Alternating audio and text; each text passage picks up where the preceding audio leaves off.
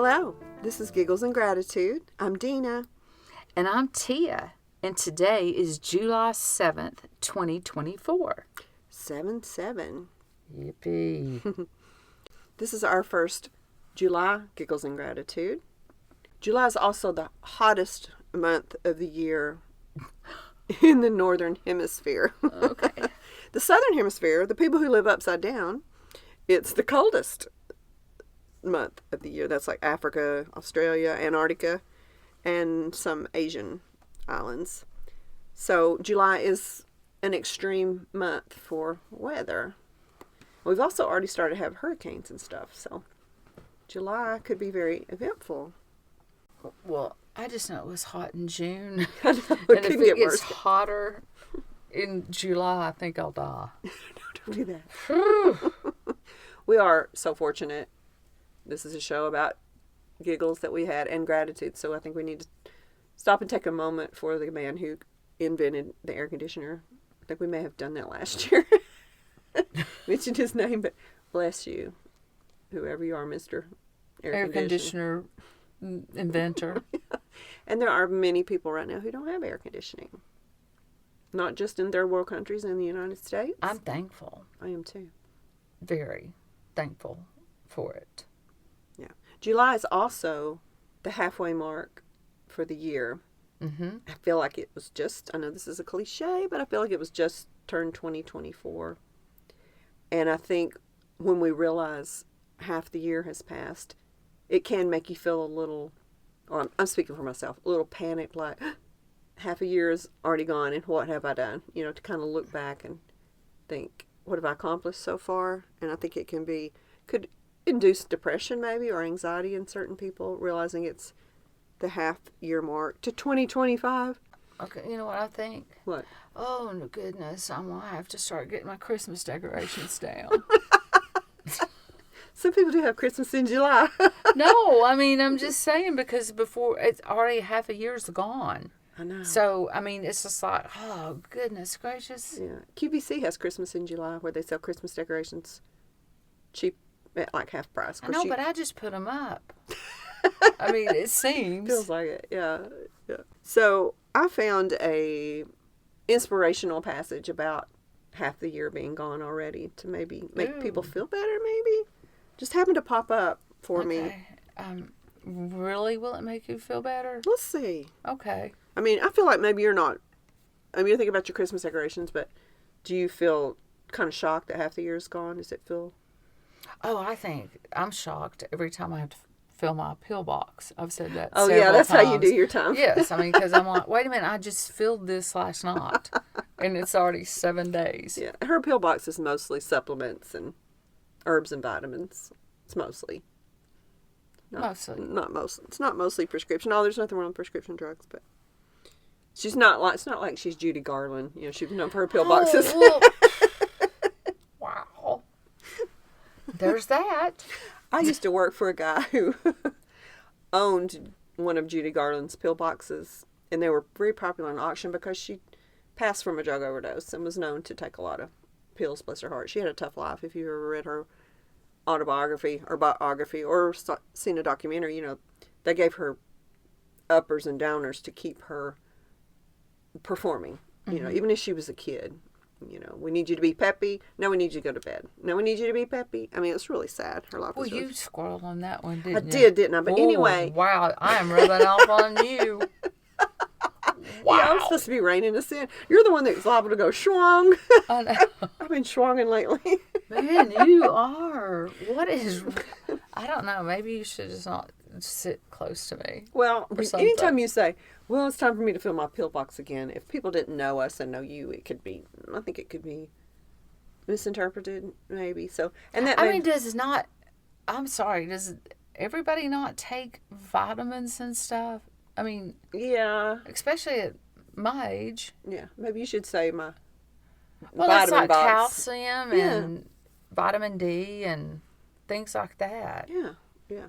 C. But this guy collected Hollywood memorabilia, and he had her pillbox. It was very pretty. It had little jewels on it and all that. So just made me think of it. Anytime I hear pillbox, I think of that. Okay, so back to the inspirational words about half a year been gone.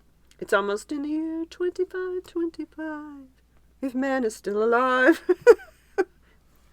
And I'm beginning to wonder. Wow. All right. From Hannah Brincher, who I go to occasionally on Instagram for inspiration.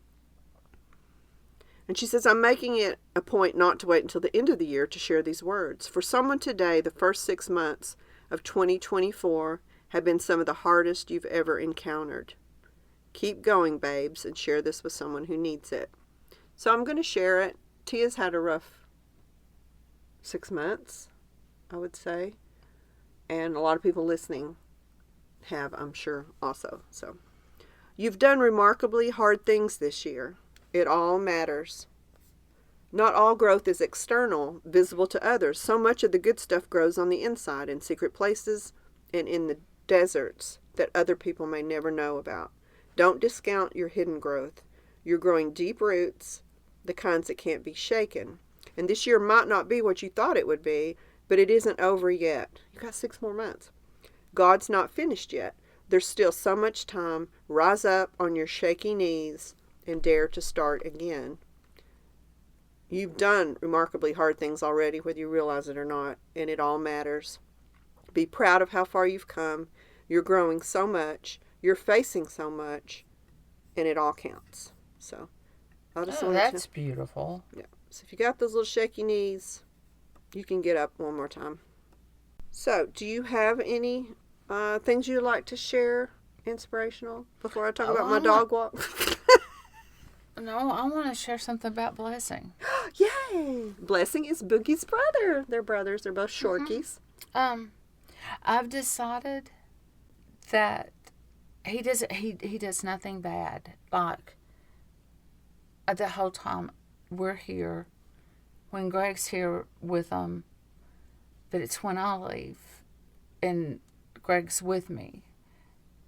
I think he does not like me to leave the house. So when he's at home alone without either of you. Mm-hmm. Okay. But, okay. You know, Greg goes upstairs and, so he's down here He has a man cave upstairs. Yeah, and he's down by himself. He still doesn't do anything. Just when Greg and I both leave. I think it's directed at me. Okay, so when Mom is gone. Mm-hmm. Look what he did. He ate your ottoman? Yes. Oh, no. Tia showed me a picture of a torn ottoman. He's been gnawing on that corner. Yes. And he just did that when we went and played. I think he doesn't like us playing golf. I'm serious. I think he's opposed to golf. Oh, okay. It's the only time He hates golf. he chooses. Okay, then, he doesn't like church either. Oh my gosh. He's an atheist? Is that what you're trying to tell me? I hope not. But we went to church. It came back. He had gotten on the fabric ottoman where the tray is, gotten my Bombas Your socks. little shoe, house shoes, Yeah, those are nice. tore them up, ripped them No, all Tia. to. No, he had to jump into that tray to get them because it's too far from the couch for him to reach. You know they smelled like you. Well, Your feet. and he ate them and ripped them apart. I think that's a show of love, really. Because No, it tasted like Mama's there feet. is no furniture eating or shoes eating that is a show of love. Period. So what happened when you discovered it? You can't scold a dog when they're not in the process of doing it. I agree. They have no idea what you're scolding them for. Mm-hmm. So I just said, hey, pumpkin lover, I'm going to kill you when I catch you doing this. Yeah. I'm glad you said that because you know, people say, no, that's not true because they cowered. They knew what it was. No, they cowered because of the way you were speaking to them. They didn't know what you were screaming about. Right. You agree? I totally agree. Yeah. You can't do that. That's just wrong.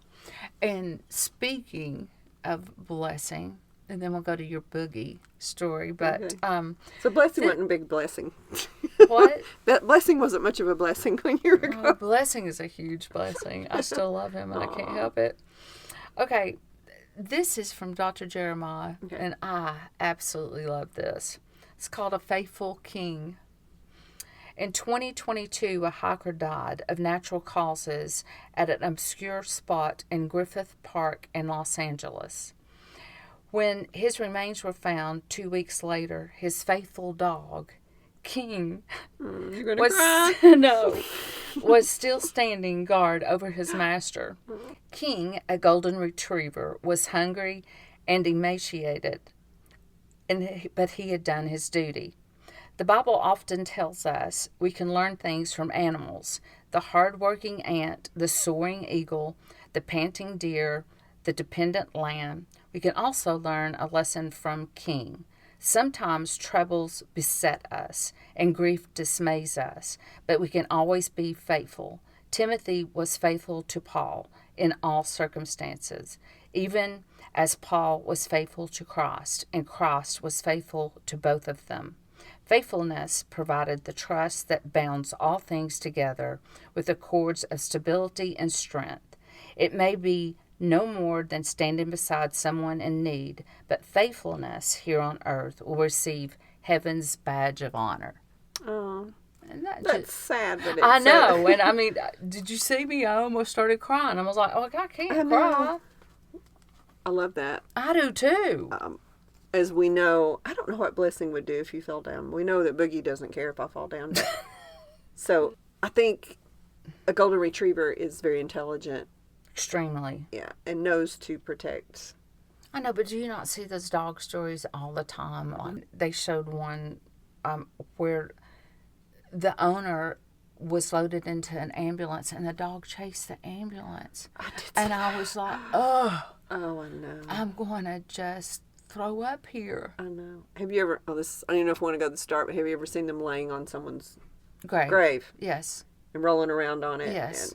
And I mean, there's no way they would know that the person they love is in there except for maybe the smell. I don't know if their sense of smell is so strong. They know that their human is in there. It's just, and they'll even cry. I've seen them even sniff and cry. Ah.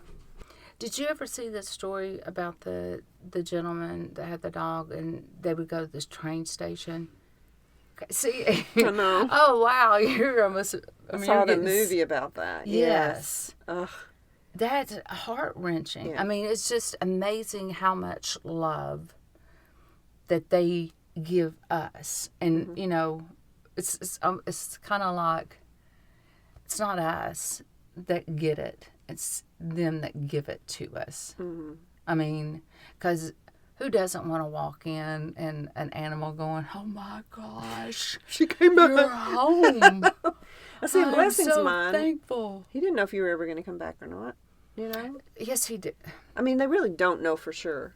I know, but when I go to the mailbox, they treat me the same as if I've been gone for 3 hours. I didn't think you were ever going to come back. It's right down the driveway. It takes me like 2 minutes. Yeah. So yeah, it is sweet. Blessings is a blessing for sure. Yeah, I saw in that movie they made like a statue of that guy. You know, he would sit on the bus bench, I think, and wait for the bus to come back, and it wasn't going to come back. Quit. Don't make me cry. So they made the statue of him sitting on that bus bench. Yeah, that was a good dog. Okay, so do you want more inspirational? Sure. Or do you want... Okay, you want more inspirational? Sure, inspire me. This one. I love C.S. Lewis. Yes. Okay. To be a Christian means to forgive the inexcusable because God has forgiven the inexcusable in you. That's right. And I would recommend someone who is not deep in faith and maybe questioning things to read C.S. Lewis because he was a doubter. Mere Christianity is an awesome book. It's just C.S. Lewis is it's a difficult read. I mean, he talks. I mean, I had to read some chapters again and again and again. I actually read. I didn't audio. Did you? Yes, and because you had to keep going back. He's really above. I mean, he searched out and wondered because he was an atheist and he wanted to disprove. Yep. And he couldn't. And then he became one of the greatest writers of all time. I mean, I think if he was alive today, that he would probably be an apologetic for sure. Mm-hmm. I do too. You see his quotes so much, And and they're they all beautiful. get me. Yeah, I mean, they're just okay. What about this one? Okay. You're gonna love who wrote this one. Okay. I'm not perfect. I'm never going to be. And that's the great thing about living the Christian life and trying to live by faith is you're trying to get better every day. You're trying to improve. You ready? Tim Tebow. Really? Yes. Oh, I love him. I do too. He's so brave, because he got ridiculed so much. Yes, he did. For what but he did. I mean, he hasn't stopped. Why don't you tell people who he is, just in case there's somebody listening that? Well, Tim Tebow played football. I forgot the teams he played I'm not for. sure. Several, but he's. I know, but he started at Florida, and then That was his college career. yes, and then he was drafted. Yeah, but wouldn't he get down on a knee when he would? Yes, and then he always on his face he put like that one game that he put John 3:16. That was the one time that the Google went completely crazy and everybody was looking up John 3:16. And to think that some people don't know what that is amazing. Oh, It used to just be it commonplace. just shocks but, me. So he made a big impact. He had that platform, and he used it for good. Oh, Knowing he would be ridiculed probably. And he criticized. totally used it for good. They did an interview with him, and then and they interviewed all of his teammates as well. And there's not one single teammate that had something negative to say about him. They said that when because he was a captain, and when he would do the workouts, they said that he was the very first one to show up and the last one to leave. Wow. So he literally did and put in the effort that he wanted his team to put in. And so I just think he is just an absolute remarkable guy. He set a good example, and I never felt like he was doing it for attention. Although he got a lot of attention, that was not his goal. That was not, no, it was not at all. Yeah. And he's still doing great works. I believe it's trafficking, like human trafficking. That's I think he has that's that what foundation. him and his wife are doing right now. She's beautiful. Yes. Yeah. Okay, another Oh, one? he's pretty. Yeah, he's kind of pretty, too. Okay, here's another one. Worry does not empty tomorrow of its sorrows. It empties today of its strength. Corey Ten Boom. I totally agree with that. I do too. I'm always telling people that. And I really, it's easy to tell people things and not do it yourself, but I really try to live by that. Not worrying about today. Probably should worry about my future a little more than I do. I'm kind of more of an in the moment kind of person because I just know there's nothing I can do about the future now. I mean, you can plan and be practical and think about it, but you can't. Worry will not change the outcome. Nothing. Do something Worry productive will about it. do nothing. Yeah. Except, like you say, waste your day. Ruin Right, today. Exactly. Yeah. I love that. Okay, this is by someone who's my husband's favorite person. Okay. By ever. you. No, it's not. Sir, my concern is not whether God is on our side. My greatest concern is to be on God's side, for God is always right. Ooh. Abraham Lincoln. Oh, Linky. Yeah, of course. I mean, I forgot that was his favorite person. Greg loves him. Loves him. Yeah, I love that. That's good. Okay, I'm gonna be done. Another one by C.S. Lewis, Okay. of course. Relying on God has to start all over every day, as if nothing has yet been done. Think about that. Yeah, I think that's true. Because, see, that I've always said, I think being a Christian literally is falling down and getting back up, falling down and getting back up. And it's like you always have to be thinking, tomorrow I'll do better. Tomorrow will be better. Because you're going to fail. We're human. Right. And we're going to mess up. But the good thing of it is if we're gifted another tomorrow, then we've got that to look forward to, because there's joy in the morning, always. I mean, because you can get up with an attitude that there's going to be joy today, and I've got a chance to start over. And yesterday was wiped clean. Yeah, true. I have a tendency to get up, start my day, have my little to-do list, start to do things my way with my decisions I'm doing, and then I screw up, and I think, wait a minute, what was I trying to lead this day? Why was I trying to do it? Because I'm a screw up. Why didn't I let God lead that day? I think that's why it's so good to start with a prayer or a devotion early like you do, because it sets the tone. And sometimes you're running behind, you've overslept, or you've got a lot to do, and you just jump in the shower, get dressed, and go. Or I do. I say you do. I do. And I think, wait a minute, I didn't focus on having God guiding me that day and helping me make my decisions, and I screw it up. Inevitably, I'm going to screw it up. And I think, wait a minute, pull back. God, I need your help. Today, I was doing that earlier today. I was like, God, I need your help because I'm making poor decisions today about different things. Those are little things, but every little thing matters. Like we talked last week, little things matter to God and to the outcome of things. Big things are a bunch of little things. So in every little thing, I should have been thinking about what God would have me do, and I'm guilty of not doing it. But it is nice, like you say, you can start fresh again. Yep, you can. As I've said before, a big majority of my day is walking my dog because I don't have a doggy door, which I'm going to remedy. And it's been so hot lately.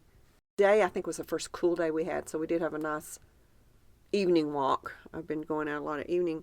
And I just wanted to, it's no big deal that happened, but I just wanted to ask your opinion on dog walking etiquette. Okay. Oh, no. Boogie's small. He weighs about 12 pounds. He's a Shorkie. And I walk towards the traffic on the street. We don't have sidewalks. And so if somebody's walking towards me, they would be on the opposite side of the street. And this one girl is she's a grown woman, but she's petite. And she has two big dogs. She has a German Shepherd, and I don't know what the other one is. It's maybe a mutt, a mixed breed. And when they see Boogie, they want to eat him. And I'm not talking about friendly. I'm talking about gnarly, pulling, trying to get to him. And Boogie being not the brightest bulb in Don't the say chandelier. that. It's not. He thinks they want to play, so he tries to get to them. So he's trying to pull me over there. Well, he's small, so I can pull him back. Right. This girl cannot hold her dogs. She's too small, and they're too strong.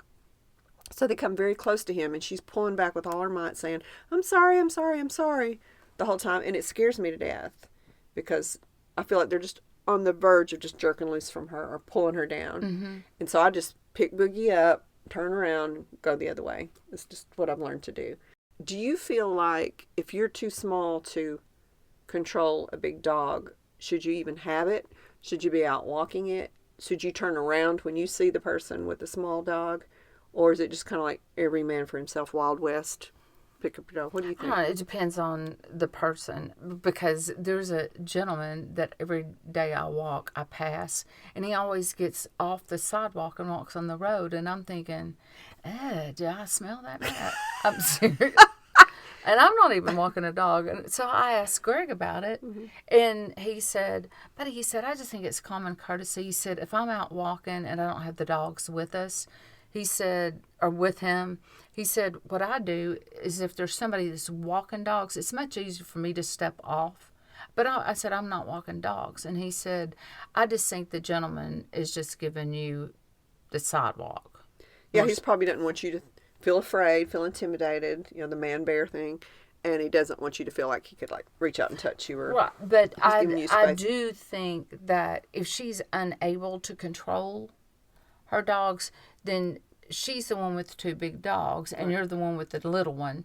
I think she should just turn around and go back the other way. That's what I think, anyway. Yeah. I mean, so far they haven't eaten my dog, but they've come very close to getting away from her.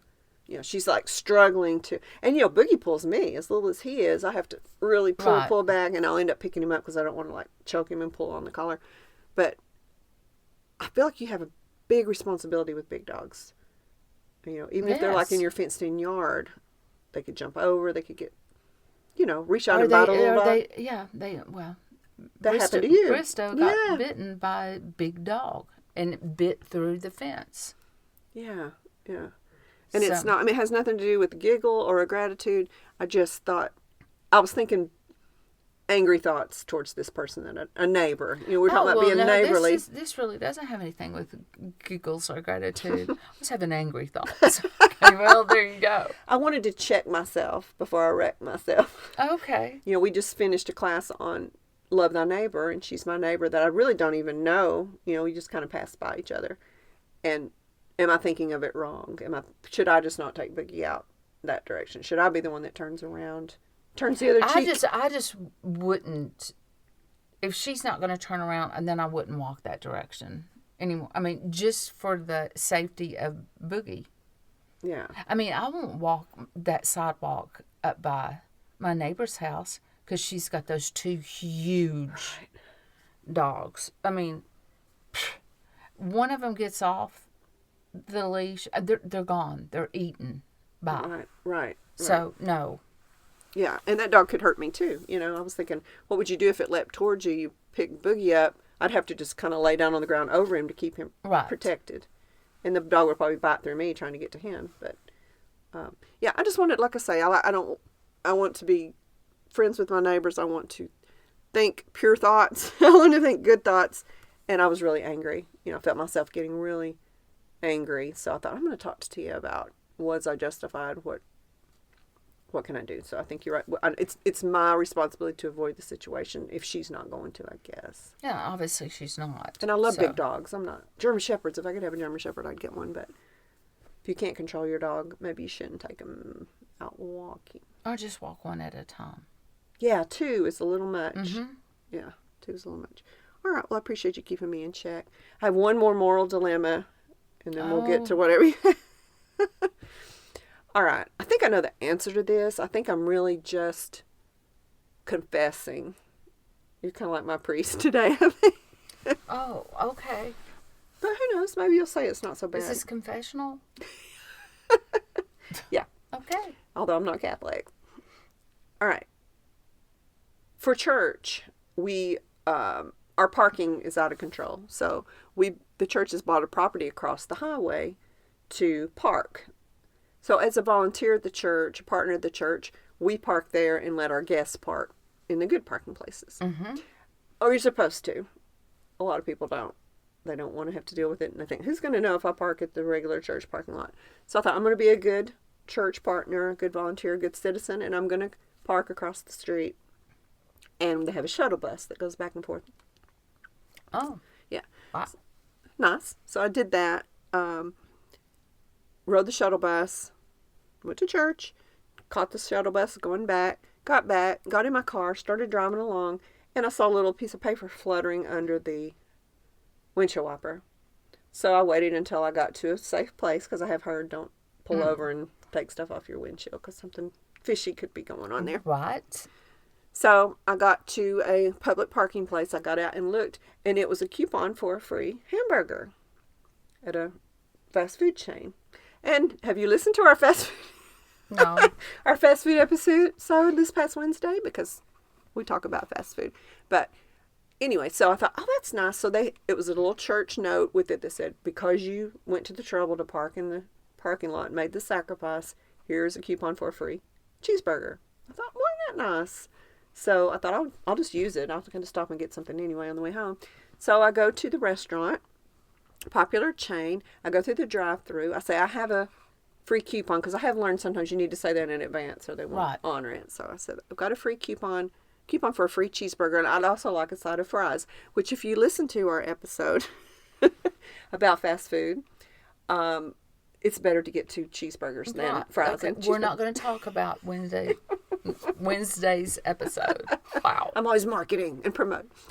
So anyway, I got up to the counter. I'm up to the window and gave her the coupon, and she said, okay, great. And I paid for the fries, and she said, you want this coupon back? And I said, nah, there wouldn't be any reason for me to take it back. You know, she said, you could use it again. And I said, what? She said, sure, just take it and use it again when you come back again. I said, that's cheating, isn't it?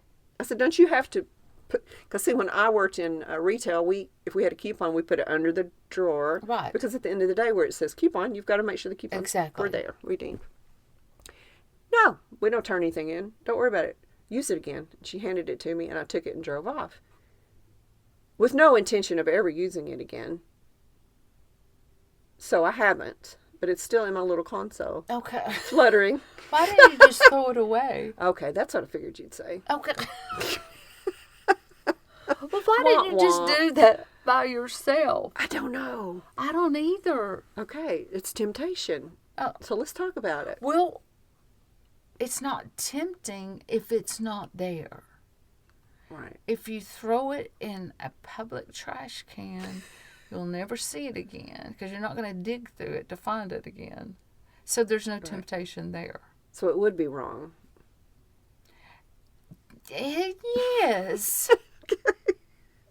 Particularly because it's a church coupon. Are we having this conversation? I don't know. I might cut it And out. I just really hope your pastor is not listening right now. You will be the first, like, preschool Sunday school teacher to be fired. For abuse of coupon. Yes. Wow. And I thought to myself, well, I would never hire you to work for me. To that, I thought that's about that girl when she said, use it again. We don't turn it in. Okay, I'm going to say, as a Christian, but as a human, all these options went through my brain. Is it really stealing? How much would it cost this giant corporation? What you do when no one's looking is who you are. No, what you do when no one's looking, who's looking? Well, God's looking, Right. of course. So you're never going to do anything in secret. Right. So if you don't throw that coupon away, It's out in my car if you want to get it. I'm going to. Wow. Okay. Well, you just confirm your gut tells you what's wrong and what's right. But to me, I thought, this is a great example of temptation, And there was a time when I probably would have thought, okay, well, I might use it again sometime. What the heck? Not now, but... No, before I would, especially when I was hungry, I was digging for quarters up under my seat. Exactly. Yes. When I used to eat peanut butter every day. Yes. I probably would have been... me, Vienna sausages or potted meat. Exactly. Yeah. Yeah, and it would work on a lot of people. That would be a temptation for a lot of people to do that. So I just think it's a good example that I thought I'd share. I could have kept it to myself. I know, and I think that was very good of you. Okay. But you get rid of the coupon. Okay. Okay. I'm taking it from you. You're going to burn it. I'm going to burn it. Well, I appreciate you letting me confess my coupon temptation. But I think it's very flattering to you that when I'm about to do something wrong or considering something wrong or questioning my behavior, I think of you and I think of talking to you about it that's as a scary. counselor. That's totally scary. No, you're my counselor. You are, and I appreciate it. Oh, well, I just think it's good to have friends that you can bounce things off of, Yeah. and be accountable to about things. Because, who doesn't have, thoughts or, wanting to, headbutt that chick with two big dogs? Exactly. Or use a coupon twice. Yeah. Exactly. Yeah, I appreciate even though you have God to pray for, I think maybe the moral of this whole story that I told was it's good to have a friend that you can confess things to who won't judge you. Although you judged me a little bit on that one. I did? You said, I thought that's what you were going to say. And then you snarled when you said it. And I feel I was like, dog teeth are coming out right now. That's a good cheeseburger. What is the other cheeseburger? It wouldn't have tasted good. I if know. did. Yeah, I mean, it would have a bitter taste. If I start to use it, I'll call you I'm about and to then use they'll this. talk you out of it, talk you down. Wow. Tina, that might be a little scary, darling. Just saying. All right, let's just keep it between us. In the world. In South Africa. Yeah. And Belgium. Dublin. And... All right, we better go to do a little Tia time. That's always very inspirational for me, Tia. And I love you for doing it. So. Well, I love you for letting me. All right, let's get out of here. Thank you guys for listening. We have a new Yikes or, something on Wednesday. We hope you'll join us for that. And have a great week, right? Yes, absolutely. Tia time's next. Bye. Bye-bye.